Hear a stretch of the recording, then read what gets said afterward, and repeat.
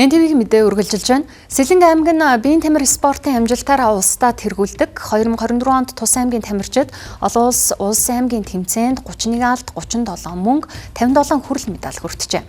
Иймээс аймгийн удирдлагууд цас их ордог орон нутгийн онцлогийг харгалзан цаашид өвлийн спортыг хөгжүүлэхээр Харьбе хотын туршлагыг судалснаас гадна олимпиад тамирчдаа оролцуулахад анхаарч байгаа гэдгээ хэлж байсан юм а. Зөвхөн он гарснаас хойш гэхэд өсвөрийн волейболчдын улсын аварга шалгаруулах тэмцээнд Сэлэнг аймгийн эмэгтэй багт төрүүлсэн. Мөн шатарчдын улсын аварга шалгаруулах тэмцээнээс 1 алт, 1 мөнгө, 2 хүрэл. Монголын хүүхдийн спортын өвлийн наадмын цанын төрөлд 2 мөнгөн медаль хүртсэн зэргээр тэдний амжилтыг тоочоод байвал арвин юм а.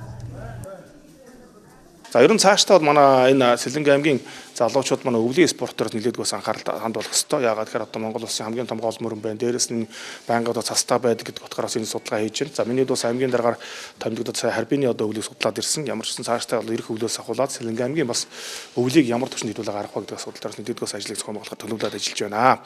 Энэ жил Монголын хүүхдийн спортын өвлийн 8 дугаар наадам болсон. Сэлэнг аймгийнхан тус наадамд 250 гаруй хүний баг бүрэлдэхүүнтэй оролцжээ. Мөн спортын 22 төрлөөс 20 төрөлтөнд тамирчид оролцсон байна. Монголын бүх ард түмний спортод Сэлэнг аймгийн бас тамирчид маань оролцсон.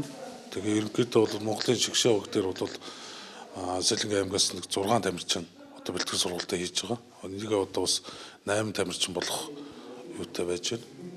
Төлөвлөгөөтэй тэгээ 28 оны олимпиад Сэлэнг аймгийн тамирчидаа бас амжилттай оролцуулахын төлөө бол бодлогын бас аймаг орон нутгатайгаа бас ярилцсан юм юутай ажиллаж байна.